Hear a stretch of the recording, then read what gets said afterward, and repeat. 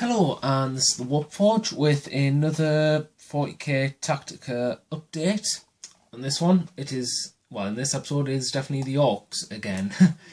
So, basically what am I doing? I'm going to be doing the HQ sections, and I'm going to break this up into 3 parts. And the main reason why I'm breaking up to 2 or 3 parts is because I've tried doing all this in one video. I've tried doing all the HQs, but I just feel like I tangent off too much, and the timer keeps cutting out every time I'm trying to explain across the broad range. So I'm going to cut this section up into 3 videos. First one, which will be the usual HQs that you usually see on a board, the special characters, and then the how would you call them? I would call them lieutenants. So stuff like just normal mech boys and pain boys and all that would be called classed as lieutenants.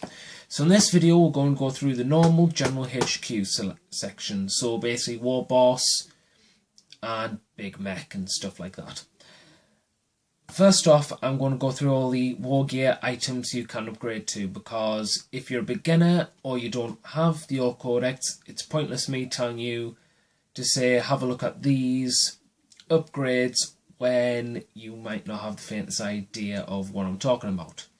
So we're going to go through the relics first. Basically the gifts of Gork and Mork. In this, it's basically you've got 6 pieces of war gear. You can only pick 1 per faction. Well, not per faction, but per detachment. So that basically means you can't have, say, Headwhopper's Kill Chopper and a Thinking Cap on the same HQ. You can only obtain 1 for a Warlord. And it's a bit annoying that, considering the fact that there are other codexes, such as the Space Wolves Codex, which came after the Ork Codex, and they can take 2 relics on 1 guy. Don't understand why they've done that with the Ork Codex, but maybe something will get cleared up later on in the year or next year, possibly. So, first off, the first relic is the Thinking Cap. The Thinking Cap is basically you generate an additional Warlord trait on the strategic traits table in the 40k rulebook. Personally, for this thing, I would usually stick it on a Big Mek. And I say stick it on a Big Mek because Big Mek isn't there for offensive capabilities in melee. You want this guy to be at the back, either shooting something or zipping around somewhere.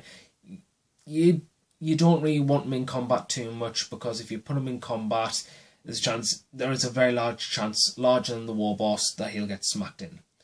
So having extra traits to get units into combat quicker, or to see your plan get through quicker, I'd always say the Big Meks go for the Thinking Cap. You've then got Warboss Gazbag's Blitz Bike. And this is basically a biker. You basically turn to a bike. Your HQ anyway, your slot. You get a 4+ arm save. You can go flat out to 18 inches and instead of 12, and your cover save gets to be 1 point higher than usual. This is great if you're a real biker fan. And I'd say that because if you're a biker fan, you want to have a big bike for your Warboss. Maybe for your Big Mek, I don't know. But personally, I would stick a Warboss on this just for these offensive capabilities. The only thing I'm a bit iffy about is it doesn't state that if he's joining the unit, that unit can also flat out 18 inches as well. It just says this model, so you might not want him in a squad, because if he goes flat out, he'd have to leave the squad behind. So if you're using a Warboss or any offensive unit, use this as a flanking unit, because if you just send him straight up, straight in the middle, there's too many fire and arcs and he will get blown out before you get to combat.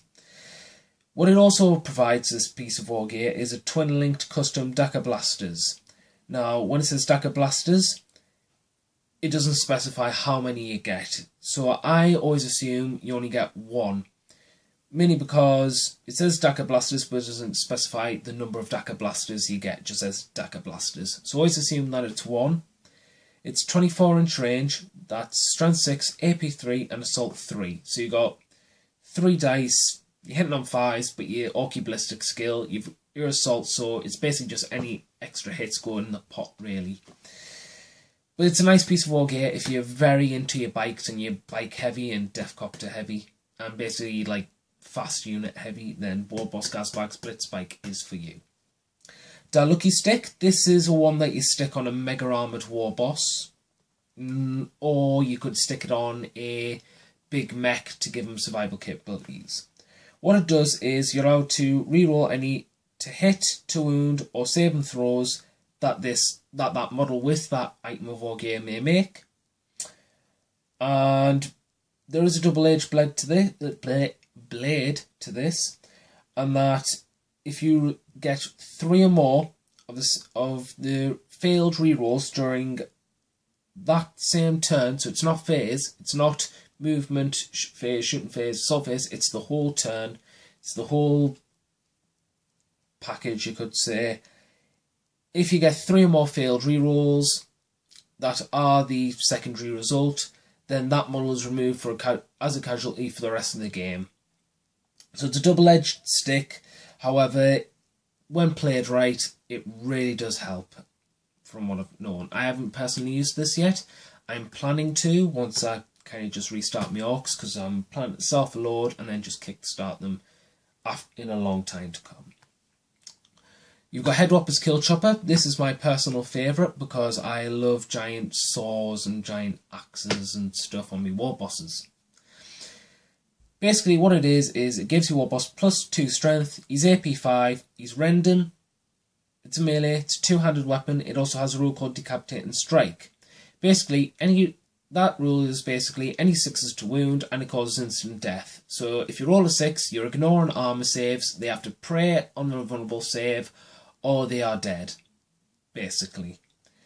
You've then got, I would say always stick that on a Warboss, because if you stick that on a Big Mek, I don't really want to say it's a waste of points, and if somebody can figure out a way to make it effective on a Big Mek or any other HQ, then more power to you, you get brownie points.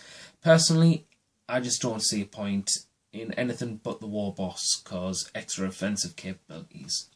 You've then got the Fixer-Uppers, which are best on a Big Mek. Basically, it's an extra Mek's tools, so usually you can only use Mek's tools once. This is basically Mek's tools twice, and you get to do it on a 3 or more instead of a 6 or 5, if I remember correctly. You've then got that dead shiny shooter, and I like this piece of war gear because it's just it is insane, just because it is generic orky whatchamacallits. It's basically like a shooter, exactly the same profile, except its type is Assault 6, that's twin-linked, and also has an additional rule called Stray Shot. Stray Shot basically means that after rerolls, if you have any result of a 1, that 1 goes to someone else within 6 inches of the unit. Not the model, the unit. So if you've got some sort of Warboss or Big Mek in a unit, then the radius goes out to the unit, not from the model onto somebody in that unit. This one is a funny one because you want to add it. However, as I've said, the restriction is 1 item per HQ or Warlord or whatever. So it is a funny one to fit in when you've got all the other choices in. Personally, if you want to take it, I would say take it on a Big Mek, because with a Warboss you are always wanting to get in close combat, unless you've taken a Power Claw on the Warboss, in which case take that dead shiny shooter because you want the extra shooting capabilities. But if you haven't and you like the idea of big choppers more or something else, go for Headwhopper's Kill Chopper or Da Lucky Stick for a Warboss. Anywho, we've got the secondary ones, the more replicable ones, which are the Orks War Gear list.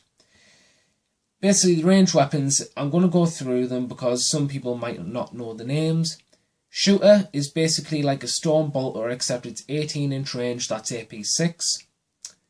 Twin-linked shooter is basically twin-linked whatever it was. Combi weapon with rocket launcher. This will basically be a shooter with a strength 8 AP3 one-shot missile. Combi weapon with Scorcher. A Scorcher is basically a flamer, and it's like a combi flamer.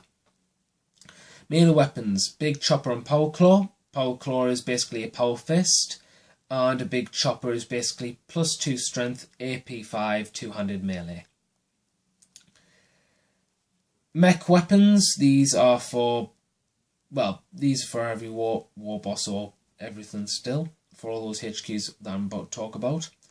Combi weapon with rocket launcher, and as I've said, it's the same as I said before. Custom Mega Blaster, that's basically a melter gun that gets hot with a shorter range, I think. Rocket launcher, as I said, it's basically a crack missile. Combi weapon with Scorcher, I've just said, and custom Mega Slugger. That's also a even shorter range melter gun with gets hot.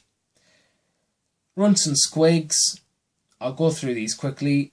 Ammo runts, you can have 0 to 3 of them for a HQ choice, and they allow you to reroll fails to hit for any ranged attacks. Grot Oilers allow you to reroll any failed Mech's Tools rolls. Grot Orderlies allow you to reroll allow you to reroll failed Feel Pain saves. And 0 to 1 attack squig. Attack squigs allow you to reroll fails to hit in close combat. Orky know what's. A model may take one up to each of the following usual HQ stuff. Boss Pole allows you to reroll in the mob rule table. You've got Cyborg Body, which is a 6+ Feel No Pain. Git Finder, which means if the model stays stationary, you become Ballistic Skill 3, so you'd be wanting foes to hit. Then you've got the War Bike. Basically, it's a biker with Daka gun or Def guns or whatever it's called. Gifts of Gork and Mork, we've already been through them. And the Ork vehicle equipment is for vehicles for another episode. So, we'll get up to the first one, and that is the Warboss. Yes. It's a bit dark, I apologise. 60 points. He has a Slugger, Chopper and Stick Bombs. Stick Bombs are assault grenades, so if I remember correctly, they don't lose initiative when going in on the charge into terrain. If I remember correctly. The Slugger and Chopper. Slugger's basic bolt pistol, that's AP6, and the Chopper is basically like a chainsword, it's just a close combat weapon. It has the rules Here We Go. I think I've also discussed Here We Go in the troop section. Furious Charge, which is in the main rule book. Independent Character and Mob Rule. Mob Rule is the special table that you roll if you fail leadership checks. So yeah, they're not fearless for a start. The Weapon Skill 5, Ballistic Skill 2, Strength and Toughness 5, 3 wounds apiece, Initiative 4, Attacks 4, Leadership 9, and a 6+ save. So already you definitely want to be upgrading this to have a better save of some sort. You then have another special rule called War, which is once per game. After the first turn, you're allowed to elect a war. A war allows you to run all your units with Here We Go special rule. And after you run, you're allowed to assault in the assault phase, which doesn't usually happen. The options you can take are from the ranged weapons, melee weapons, runts and squigs, Orky know what, and the Gifts of Gork and Mork. You are also allowed to replace the Slugger and Chopper with Mega Armor, a twin-link shooter, and a Power Claw. And you may also take Heavy Armor, which is 4 points. Heavy Armor, I think I've discussed it, but I'm just telling you now, it's a 4+ save. How I would upgrade this? I would upgrade this, well, it depends on what the unit is. You're going to stick this in a unit, because these are not Hive Tyrants. These are not something, they are durable, but they won't tank wounds. They won't stand by, take some wounds, then able to come back. If he takes a wound, you'll feel it. You will really feel it. What I would say is, personally, you're either sticking with boys or you're sticking with, what do you call it, mega knobs or knobs. With the knobs, you stick them on a bike and then you're influenced by the biker army. Mega knobs is always a good way with mega armor, with Trilling Shooter. If you go the mega armored route, I would highly suggest either going for the Lucky Stick, the Thinking Cap, or the Dead Shiny Shooter for Gifts of Gork and Mork. In terms of runts and squigs, I personally don't bother unless it's an attack squig. Attack squigs are beautiful. The rest, however, are a bit hit and miss just due to the high rolling, because, may not have said it, but I need to find the name again, I apologise. Cyborg Body is a 6+ feel no pain, so you got 1 out of 6 chance. And you're allowed to, whilst you're allowed to reroll it with Grot Orderly, I wouldn't chance it because it's a 1-use only item and you're wasting points in my opinion.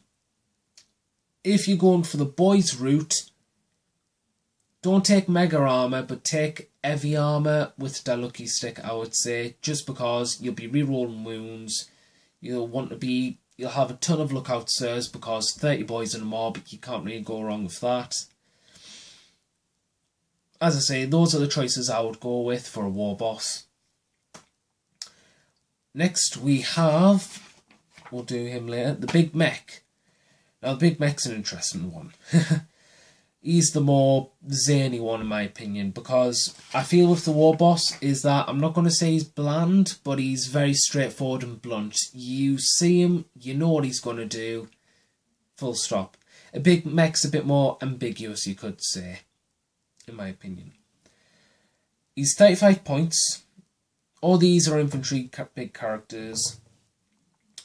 He's weapon skill 4, ballistic skill 2, strength and toughness 4, wounds 2, initiative 3, attacks 3, leadership 8 with a 6+ save. He has a slugger, a chopper, mech's tools and stick bombs. Mech's tools are basically like any old repair table from, it's basically the same sort of rules that you see in the Astra Militarum for the Tech Priest Agencies. And if you apologise, I apologise, I'll have to pause this because my cat's trying to come in. Apologies, cats will be cats, let's just say. So, like I said, I was going through Slugger Chopper, Mech Tools. Mech Tools are basically what you see in Tech Priest Agencies, Warpsmiths, Tech Marines, and Masters of the Forge. It's basically the same rules along them. You've got Here We Go, Furious Charge. I've discussed Here We Go, and Furious Charge is obviously in the 40k rulebook. Mob Rule, as I've said, is the chart from the troops section. So we'll go through the lists that you can take from what I've said before. The mech weapons, the melee weapons, the runts and squigs, Ork you know what, and the Gifts of Gork and Mork are what you can take in the form of lists. You may also take I apologise. You may take a Big Mek and you can replace it with Slugger and Chopper with Mega Armour, Custom Mega Blaster and a Power Claw. Very expensive, it adds an additional 40 points onto the model. You can take ranged weapons, runts and squigs, Ork you know what, and Gifts of Gork and Mork when you upgrade to a Mega Armour. You may also replace the Custom Mega Blaster with a Kill Saw. A Kill Saw is basically a chain fist. And a Big Mek with Mega Armour could take one of the following, which is Teleport Blaster or a Custom Force Field. A Custom Force Field allows models within 6 inches of the Big Mek to receive a 5+ invulnerable save against shooting attacks. And a Teleport Blaster is, I'll have to check that. Teleport Blaster is basically, it's a short-ranged crack missile shot that's AP2, and it has a small blast, and it also has a special rule called Teleported. When you roll to wound on a 6, you cause the instant death special rule. If you do it against a vehicle, you get an automatic penetrating hit. So even if you're high off the charts, or you can't, or you're not able to even glance a vehicle at one point, if you roll 6, you get penetrating hit. If you've got AP2, which it does, it adds +1 to the chart. So there's every possible chance you can one-shot a tank. It's very slim, but we're Orks and we can take the risk. So basically that's what a teleport blaster is. Personally, I would say if you're going for Mega Armor route, go for a custom Mega Blaster. Not a custom Mega Blaster, a custom Force Field, I apologise.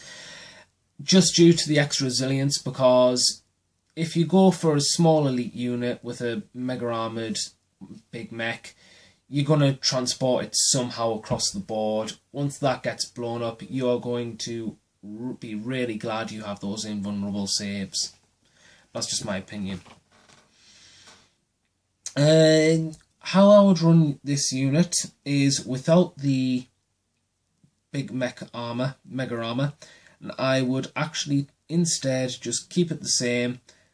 Without the save, I would take heavy armor on it, which you can do, and I would give it a shock attack gun. I know a lot of people say custom force field. I just feel custom force fields are good in the sense that if you've got a backfield unit, you can protect it somewhat with a Big Mek. I don't feel with Big Meks you should be very offensive with them unless you've got some sort of special character loadout and you've managed to put psychic power on it somehow or something like that. I don't personally believe Big Meks should be used for offense, because if they're used for offense, they do get hit really hard, especially with only 2 wounds apiece and a very bad save with low initiative as well. I believe that you should always have them at the back as some sort of artillery unit like the shock attack gun. And I like the shock attack gun because the shock attack gun is basically a large blast. It's strength 2d6, AP 2, if I remember correctly, although some people may want to correct me on that. Basically what happens is when you roll for strength... Apologies. What was I saying? Yes, shock attack gun, roll double, and then you roll on a chart, and depending on your result, if you've got a really high roll like double 6 or double 5, usually you get very good results. If you roll double 1, you probably most likely zap yourself up into the warp and kill your own guy. So yeah, it is a very double-edged blade, but I just feel with the extra ordnance and the extra power it gives for offense, that to me the shock attack gun's more worth it than the custom force field, but that's just my opinion. Some people like the custom force field because they like mini Death Stars on the board, so they always keep a custom force field Big Mek in with their Death Stars so that the models within the unit are all bunched up, having a 5-up invuln save against shooting attacks, which is what a lot of people like to do. They also like to have a custom force field inside a vehicle, for it gives the vehicle a 5+ invulnerable save as well. Anything more? You got special characters, and then you got troops. So that was part 1 of the HQ selections. This was just a general, the Warboss and Big Mek. The second episode will be the, I would call, lieutenants, which are the Weird Boy, the Mek, and the Pain Boy.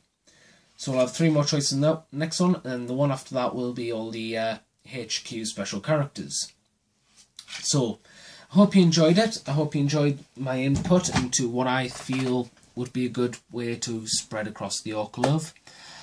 If you've got any input of your own, if you have any ideas of your own, if you enjoy this series and you want to see more of this series continue, then just pop a comment. If you've got any input at all about Orks, or if you want to discuss about something about the Orks or about the HQ or this video in general, then just shoot a comment. If you like what you see and you like the content that you see, just give it a like and subscribe, because hopefully in the future I'll be doing more 40k videos and more videos of other games. So this is the Warforge. Thank you for listening on me tangent on for 25 minutes. I'm signing out, half awake, and peace to you all. So, see you later.